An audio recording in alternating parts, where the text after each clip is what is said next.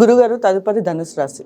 ధనుస్సు రాశి వారికి ఈ 2025 విశ్వావసునామ సంవత్సరం ఉగాది పండుగ నుండి మళ్ళీ ఉగాది వరకు ఎలా ఉంది అంటే బాగుంది, పర్వాలేదని చెప్పవచ్చును. ఆదాయం 5, వ్యయం 3, రాజపూజ్యత 1, అగౌరవము 5.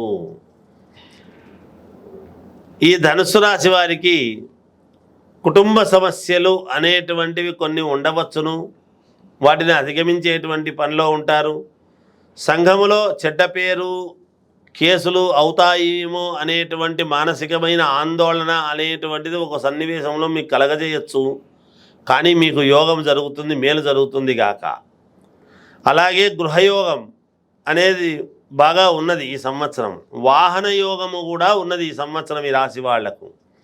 వివాహము కావాలనుకునేటువంటి వాళ్లకు వివాహము, ఉద్యోగము కావాలనుకునే వాళ్లకు ఉద్యోగము, సంతానము కావాలి అని కోరికలతో ఉండేటువంటి వాళ్లకు సంతానము ఇస్తుంది.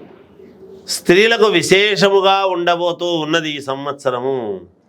వ్యాపారాలు చేసుకునేటువంటి వాళ్లకు చాలా మంచి యోగము అద్భుతముగా ఉంటుంది గాక.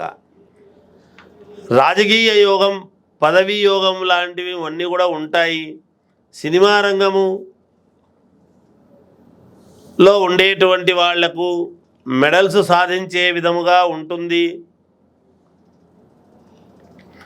వ్యాపార రంగంలో ఉండేటువంటి వాళ్లకు మంచి లాభాలు పొందుతారు గాక.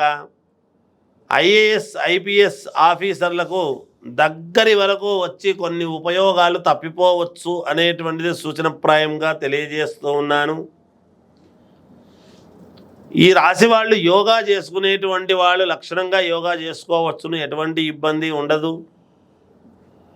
ఏది ఏమైనా మెరుగైనటువంటి ఫలితాలు సాధించాలి అంటే వ్యక్తిగతమైనటువంటి జాతకాన్ని పరిశీలన చేసుకోవాల్సిన అవసరం ఎంతైనా ఉంది అని తెలియజేస్తూ జయోస్తు. ధన్యవాదాలు గురుగారు.